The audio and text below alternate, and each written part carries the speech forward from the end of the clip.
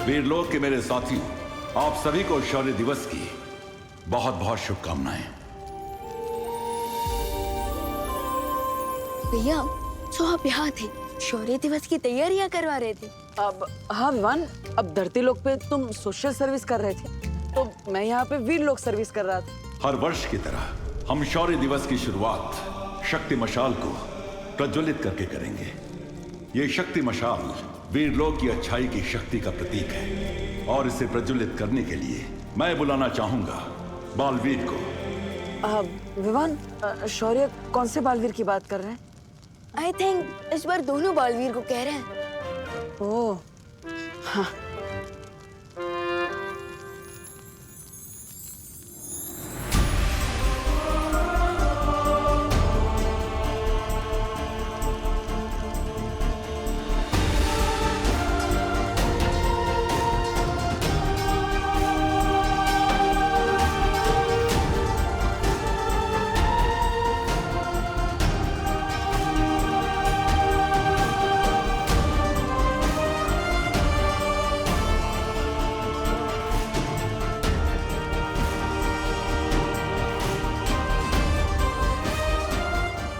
जो शौर्य मुझसे छिपा रहे हैं, आखिर ऐसा क्या हुआ था 20 साल पहले?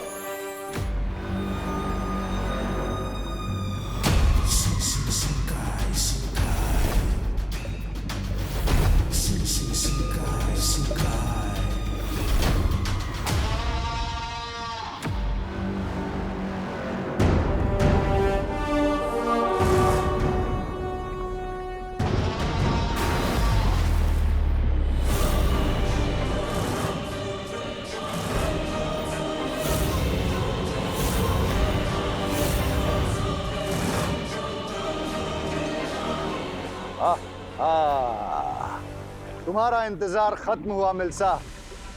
ये रहा वो नायाब शानदार करिश्मा जो 20 साल पहले यहां आ गिरा था।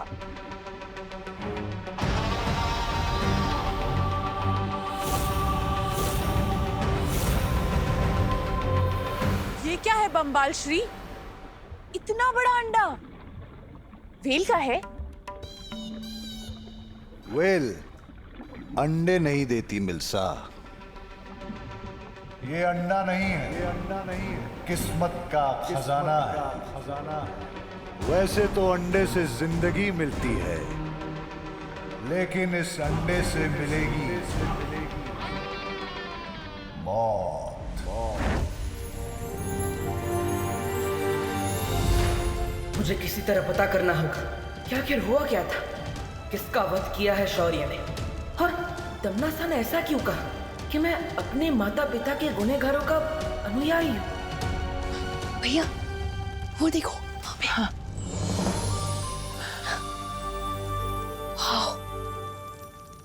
अब विवान, क्या तुम्हें पता है कि शौर्य दिवस क्यों मनाया जाता है? सीनियर, मैं तो शौर्य दिवस पहली बार अटेंड कर रहा हूँ, so I have no idea। ओह, लेकिन विवान तुम्हें तो पता होना चाहिए ना, तुम बालवीर हो।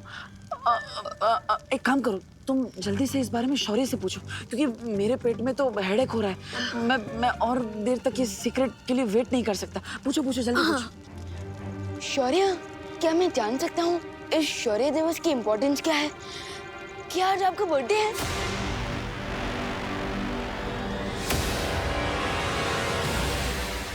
लेकिन बम्बाल श्री, आपसे एक बात पूछनी है। ये अंडा तो यहाँ 20 सालों से पड़ा होगा, तो फिर आज के दिन में ऐसा क्या खास है जो कल नहीं था? क्योंकि 20 साल पहले आज ही के दिन मेरी मुलाकात हुई थी वीरलोक के जयकाश। आज से 20 वर्ष पहले की बात है। वीरलोक में एक बहुत ही निपुण रसायन विशेषज्ञ हुआ करता था। रसायन? भैया, रसायन मतलब केमिकल में एक्सपर्ट साइंटिस्ट, ऐसा कुछ। वीरलोक के फूल पौधों का इस्तेमाल करके वो रसायन शास्त्री कई तरह की दवाइयां और चमत्कारी तत्व बनाया करता था। उसका नाम था जयकाश। जयकाश तंग आ चुका था शौर्य के शराफत भरे बेकार भाषणों से। शराफत होती ही है तकलीफ देने वाली चीज। मुझे तो शराफत को देखकर घिन आने लगती है। उसे भी आने लगी थी। शराफत सपनों के आड़े आ जाती है और जयकाज सपने देखने लगा था, मेरी तरह। गलत राह पर चलने लगा था जयकाज। पहली बार कोई दिलेरी का काम करने जा रहा था जयकाज। अपने घमंड में चूर जयकाज ने एक कवक नाम के जैविक हथियार का निर्माण किया, जिसके इस्तेमाल से वो इस धरती को 2020 में पूरी तरह से नष्ट करके धरती पे राज करना चाहता था। लेकिन इससे पहले कि वो कोई बढ़िया काम कर पाता, शौर्य की बुरी नजर पड़ गई उस पर और जयकाज को अपने कवक और 2 छोटे बच्चों के साथ वीरलोक से भागना पड़ा। और वीरलोक से भागने के लिए जयकाज ने इस जहाज का इस्तेमाल किया।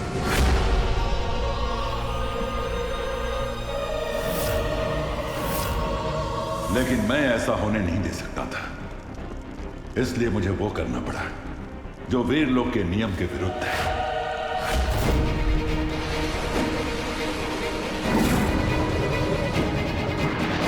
जयकाज ने कभी नहीं ये सोचा था कि वो अच्छाई का पहरेदार शौर्य, जो सबको शराफत का पाठ पढ़ाता है, वो खुद जयकाज पर पीछे से हमला करेगा। लेकिन जयकाज ने भी पलटकर शौर्य पर वार किया। लेकिन जयकाज के जवाबी हमले में एक धमाका हुआ और उसमें जयकाज का विमान नष्ट हो गया। जयकाज का एक बेटा विमान से फिसलकर एक रेगिस्तान में गिरा और उसका दूसरा बेटा जहाज के साथ यहाँ शिंकाई की गहराइयों में आकर गिरा। लेकिन जयकाज ने मुझे बताया कि उसने अपने दूसरे बेटे को इस कवक के अंडे के अंदर सुरक्षित छिपा कर रखा है। इसलिए मैंने इस जगह के चारों तरफ एक पाश बांध दिया ताकि शौर्य उसे ढूंढ न सके। मैंने जयकाज के दूसरे बेटे को ढूंढने की बहुत कोशिश की, लेकिन ना तो मुझे वो विमान मिला और ना जयकाज और ना ही उसका दूसरा बेटा। शायद उनका अंत उस विमान दुर्घटना में हो गया। लेकिन मरने से पहले जयकाज ने मुझे यह बताया कि 20 साल के बाद इस कवक के अंडे से उसका दूसरा बेटा बाहर आएगा, जो कि इतना ताकतवर होगा कि दुनिया की कोई भी ताकत उसके सामने टिक नहीं पाएगी। 20 साल पहले अगर हमने जयकाज को नहीं रोका होता तो उसके कवक हथियार से 2020 में पूरे संसार का सर्वनाश हो चुका होता। ओह, सो इसी विक्ट्री को याद करने के लिए हम शौर्य दिवस मनाते हैं, राइट? ये तो बहुत ही खुशी का दिन है। हाँ। तो इसका मतलब ये है कि शौर्य की गलती की वजह से हमें जयकाज का बनाया हुआ ये कवक का अंडा मिल गया। शौर्य को अपनी गलती की बहुत बड़ी कीमत चुकानी पड़ेगी मिल्सा। मैं जयकाज की मौत को बेकार नहीं जाने दूंगा। आओ वीरलोक के निवासियों, आज मेरे साथ तुम सब शपथ लो।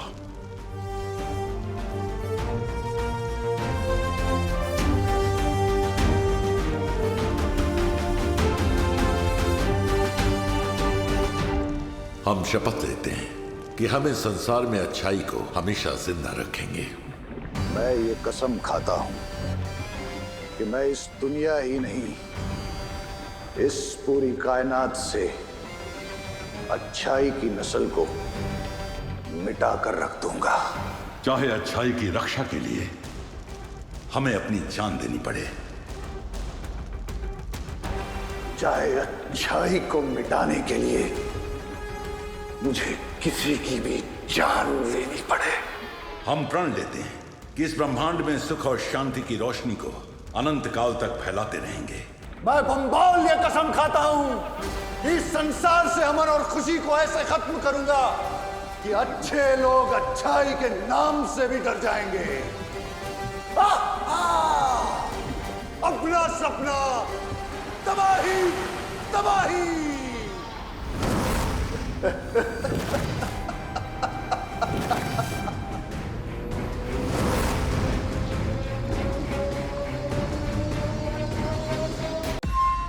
दुनिया को तबाह करने का हमारा ये 20 साल पुराना सपना सच होने जा रहा है। वैसे बम्बाल श्री, एक बात बताइए, समुद्र की गहराइयों में जहाँ 1000 हाथियों के बराबर का वजन होता है, वहाँ 20 साल से पड़ा हुआ ये कवक का अंडा फूटा नहीं, तो इसे हम कैसे फोड़ेंगे? तुम्हारे इस उम्दा सवाल का मैं तुम्हें एक शानदार जवाब देता हूं मिल्सा, और जवाब सिर्फ 3 लफ्जों में है। लिम्पार का वार।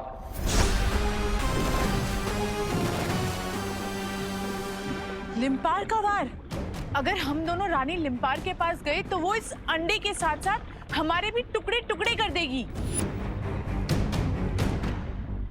हम लिम्पार के पास नहीं जाएंगे, लिम्पार हमारे पास खुद आएगी।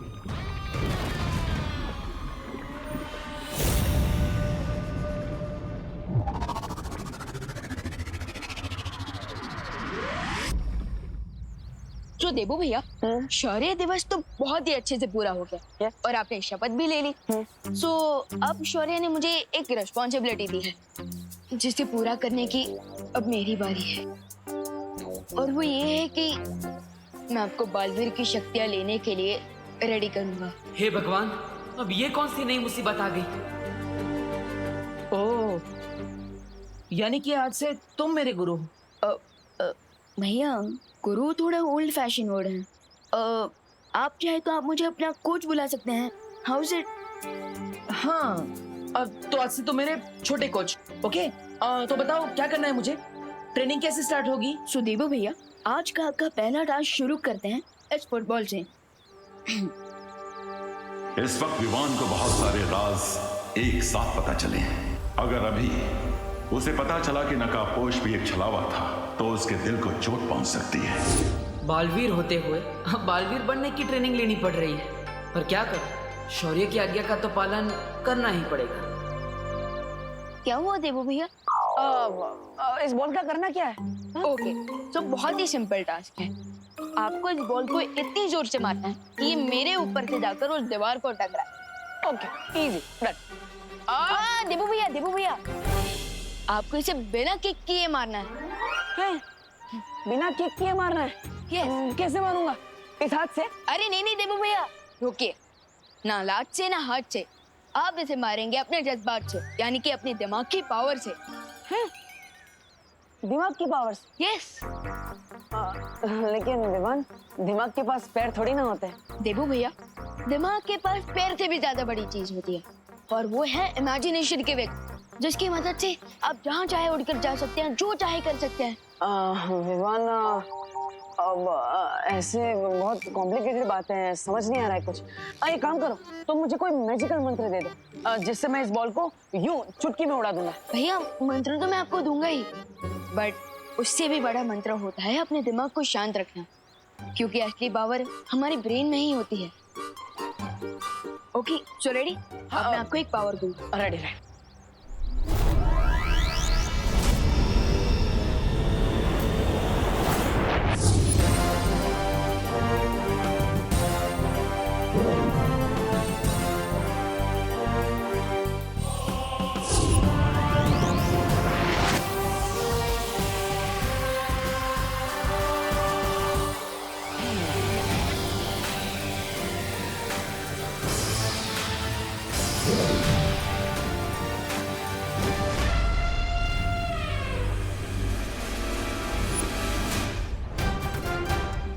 विवान, आज मैं तुझे नहीं छोड़ने वाला।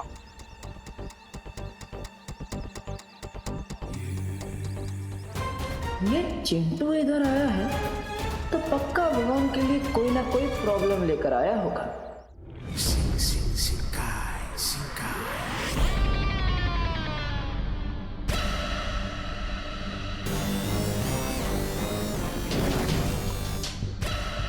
वो रही रानी लिम्पार।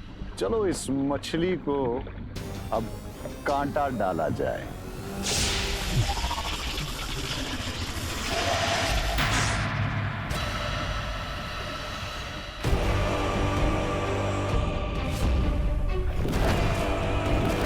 बम्बाल, यहाँ मेरे इलाके में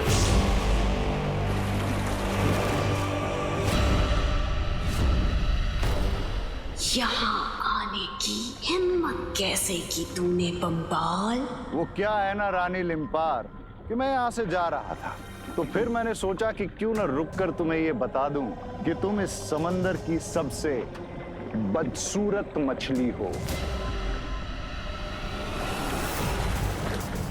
देखो, झूठ नहीं बोलूंगा लिम्पार, लेकिन तुम्हें देख के जी कुछ खराब सा हो जाता है। दिल करता है कि आंखें निकाल के इस समंदर के पानी में धो लूं।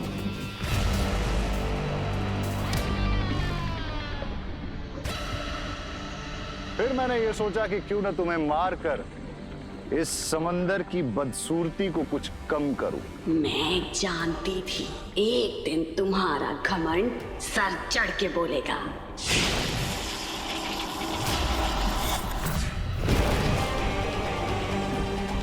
लो, मरने में भी इतने नखरे। अरे कभी तो कोई काम बिना चिड़े किया करो। ये पहली और आखिरी चेतावनी है, लौट जाओ यहाँ से।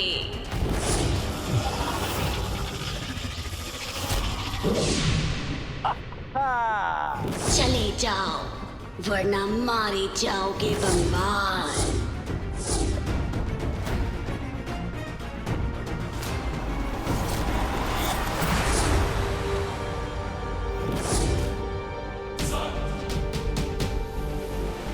लिम्पार का गुस्सा बढ़ता जा रहा है।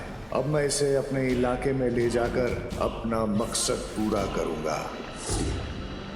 छी छी छी लिम्पार, इतना कमजोर वार।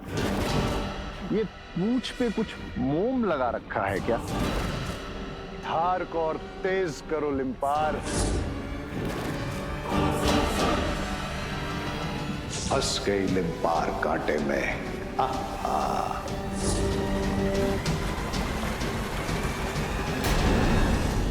सबसे बड़ा कांटा मैजिक के रास्ते में होता है फोकस की कमी।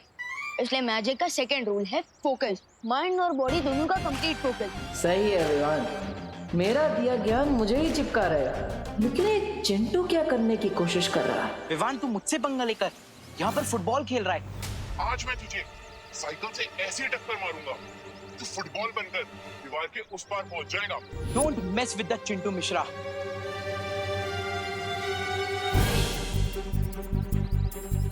So is that clear भैया? हाँ विवान, सब कुछ एकदम पानी की तरह साफ क्लियर हो गया। अब मुझे अपने माइंड को कंसंट्रेट करके फोकस में लाके इस बॉल को किक मारना है, राइट? Correct, very good. जल्दी से इस बॉल को किक मारिए बिना अपनी जगह से हिले। ओके, कम ऑन, माइंड को शांत रखिए, फोकस कीजिए। हाँ।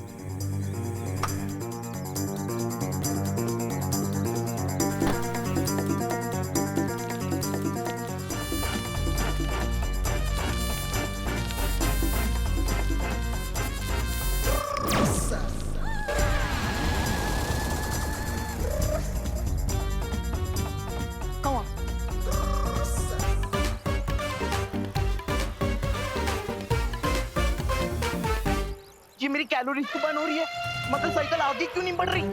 विवान एक काम करो ना, मुझे कुछ समझ में नहीं आ रहा है, बहुत कंफ्यूजन हो रहा है, तो तुम मुझे एक बार करके दिखा। क्या देवो भैया, आपने मुझे कितनी बार दुश्मन को किक से उड़ाते हुए देखा है। अब सिर्फ एक फुटबॉल के लिए आपको डेमो देना पड़ेगा। विवान एक बार ट्राई करो ना, मुझे बहुत कंफ्यूजन हो रहा है, तो तुम मुझे एक बार डेमो दे दो, इजी रहेगा मेरे लिए, प्लीज। ओके, ध्यान से देखना। तो सो माइंड को शांत रखना है, फोकस करना है बॉल के ऊपर।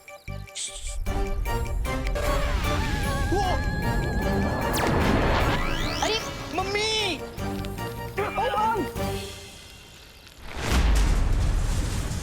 ओए!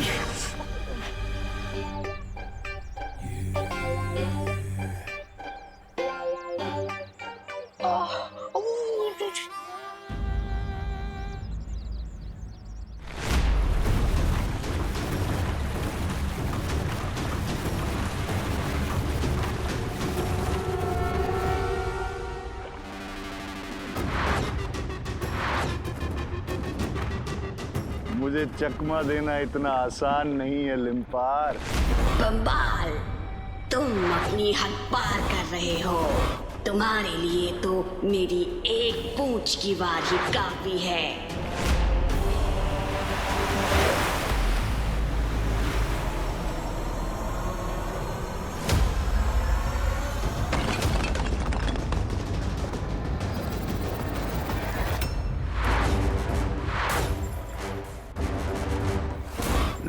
लिम्पार को जितना ज्यादा गुस्सा आएगा उसकी पूंछ में उतनी ही ज्यादा ताकत पैदा होगी।